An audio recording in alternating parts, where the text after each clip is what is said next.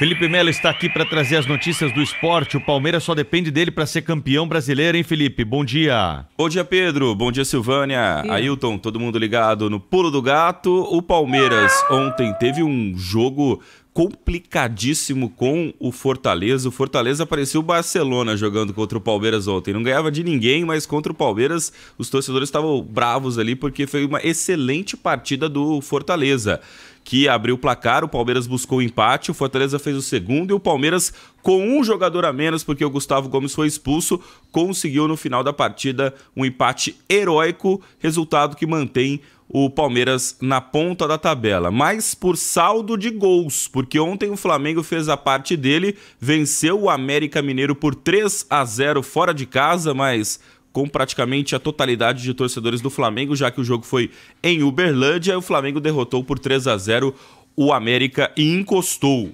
Palmeiras e Flamengo, as duas equipes com o mesmo número de pontos, 63 pontos em 35 rodadas. O Palmeiras está na frente porque tem 9 gols de saldo a mais do que o Flamengo. Portanto, essa é a diferença entre as duas equipes do Campeonato Brasileiro. Já o Botafogo, que era líder até a semana passada, foi para a terceira colocação. Empatou ontem com o Santos. Jogando no Newton Santos, o Botafogo não vence há 8 rodadas agora do Campeonato Brasileiro. Empatou com o Santos 1-1. O gol do Santos foi no finalzinho. O empate foi praticamente ali no final da partida com o Messias para deixar tudo igual. Tivemos ontem também a vitória do Atlético Mineiro, que campanha do Atlético, o melhor time do segundo turno, venceu o Grêmio por 3-0 e ainda sonha com o título, chegando a 60 pontos. O Internacional derrotou o Bragantino, deu uma respirada, 1-0 para o Inter contra o Bragantino. São Paulo e Cuiabá ficaram no 0-0. O Atlético Paranaense empatou com o Vasco 0-0, o Fluminense derrotou o Coritiba por 2-1 e o Coritiba é mais um time confirmado na Série B do ano que vem, foi rebaixado neste final de semana. E aí, na sexta-feira, tivemos o Corinthians, que foi derrotado pelo Bahia, uma goleada 5-1 para o Bahia contra o Corinthians. Hoje, mais um jogo, hein? Para encerrar a rodada, aliás, um jogo importantíssimo. Goiás e Cruzeiro. Goiás e Cruzeiro jogam hoje pelo Campeonato Brasileiro para a gente encerrar essa rodada da competição, a 35ª rodada do Brasileirão. Os dois no Z4 e tentando aí escapar do rebaixamento, né, Felipe? Exatamente. Agora, a Série B acabou. Terminou a Série B do Campeonato Brasileiro e já temos então todas as equipes que subiram e todas que caíram para a Série C. Vamos lá, os times que subiram: Vitória, Juventude, Criciúma e Atlético Goianiense. Foi uma última rodada emocionante. Emocionante mesmo. Juventude com um jogador a menos conseguiu virar para cima do Ceará, não estava subindo. Quem estava subindo era o Novo Horizontino, mas o Juventude virou. E o Vila Nova, que só dependia de si, foi jogar contra o ABC, o lanterna da competição, e perdeu do ABC por 3-2. E o Atlético Goianiense, maior rival do Vila Nova, conseguiu o acesso. Impressionante. Uma última rodada que teve ainda rebaixados mais duas equipes, né? Porque o ABC e o Londrina já tinham sido rebaixados antecipadamente. Sampaio Corrêa e Tombense caíram. Portanto, na Série B, no ano que vem, teremos na Série A Vitória, Juventude, Criciúma e Atlético Goianiense, os 4 times que subiram para a Série A do Campeonato Brasileiro nessa última rodada da Série B. Corinthians. No fim de semana a gente teve eleição no Corinthians, né? E você falou da partida contra o Bahia na sexta-feira.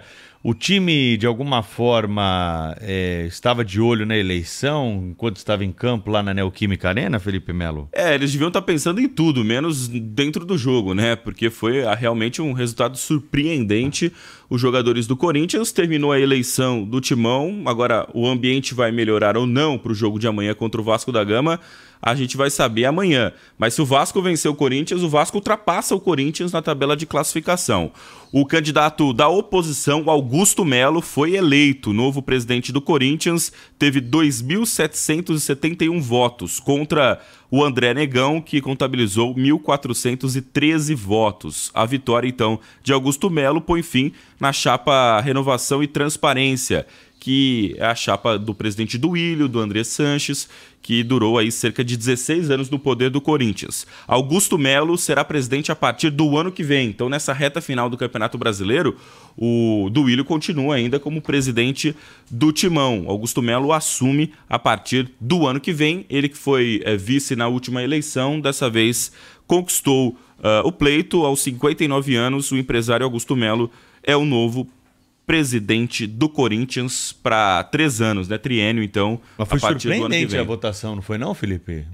Uma margem maior do que a esperada, né? Então, 66% contra 34% do André Negão. Nos bastidores políticos do Corinthians, nas pesquisas, né, na boca de urna do Corinthians, apontavam um favoritismo, sim, do Augusto Melo. Então foi comprovado na eleição, na urna. Teve urna eletrônica, hein, Pedro? Um amparato policial, enfim, teve um esquema ali de segurança para poder ter essa eleição. O Augusto Melo, para quem não sabe, foi de colete à prova de balas. Foi votar de colete à prova de balas na eleição do Corinthians. Imagina só, hein? E tinha até um relato da assessoria de imprensa do Corinthians para os jornalistas guardarem a credencial, porque tinha gente querendo roubar a credencial de jornalista para entrar dentro da votação, dentro do Parque São Jorge. Algo impressionante, uma confusão danada, né? Mas, assim, uma expectativa de confusão que, no final das contas, a polícia, a organização conseguiu controlar. Mas os bastidores, depois daquela derrota do jeito que foi, estavam acalorados lá no Corinthians, e agora tivemos o final com essa eleição do Augusto Melo. Focadíssimos em só jogar bola, as meninas do Corinthians ganharam mais um título, né? Mais um título. O Corinthians conquistou ontem sobre o São Paulo, o título do Campeonato Paulista. Goleada, 4-1. Se o masculino tá fazendo feio, o feminino não dá pra reclamar, né? 4-1 pro Corinthians contra o São Paulo na Neoquímica Arena, e as brabas do Timão foram campeãs pela 4ª vez na temporada, quebrando o recorde de títulos do clube no mesmo ano. O Corinthians faturou esse ano a Supercopa do Brasil, Brasileirão, a Libertadores e o Paulistão. E agora são 17 taças na galeria desde que a modalidade foi reativada no Corinthians em 2016. E um detalhe, sabe qual foi o maior público do domingo do futebol brasileiro? Acabei de dar uma dica, né? Foi o Corinthians feminino, viu, Pedro Campos? Corinthians feminino foi o maior público do futebol brasileiro nesse domingo. 39.900 torcedores acompanharam o jogo. O Palmeiras teve o segundo maior público, 39.500, Atlético e Grêmio 39.300, América e Flamengo 38, São Paulo e Cuiabá 34 mil torcedores. Parabéns para as brabas do Timão, que colecionam vários títulos aí. É isso aí, estão fazendo muito bonito. Agora vamos acelerar aqui nas informações esportivas, porque tivemos grande prêmio, o último da temporada 2023, Felipe Melo. Exatamente, adivinha quem ganhou, hein? Max Verstappen. E quem tem mais informações é o Luiz Fernando Ramos. Max Verstappen fecha com chave de ouro uma temporada de recordes, 19 triunfos para o piloto holandês com a vitória neste domingo no Grande Prêmio de Abu Dhabi. Charles Leclerc ficou em segundo, George Russell em terceiro. O resultado deu à Mercedes de Russell o vice-campeonato no Mundial de Construtores. Aí, Luiz Fernando Ramos, mais uma novidade, né? Vitória do Max Verstappen no GP de Abu Dhabi, terminou então com Verstappen, Charles Leclerc e George Russell. E teve também, sabe o que, Pedro Campos? Stock Car e a vitória inédita de Felipe Massa. Felipe Massa encerrando um jejum de 15 anos na carreira. Ele que, pela última vez que venceu uma corrida, foi no GP do Brasil de Fórmula 1 em 2008. Depois de 15 anos, Felipe Massa venceu a etapa da Stock Car de Cascavel, a segunda corrida da rodada dupla de Cascavel. Felipe Massa venceu, colocando um fim no jejum de 15 anos. Agora a Stock Car entra na rodada final, né, no dia 17 de dezembro, com a prova em Interlagos, aqui na cidade de São Paulo. Valeu, Felipe Melo. Informações do esporte aqui no Pulo do Gato de todas as manhãs, 6h40. Rede Bandeirantes de Rádio.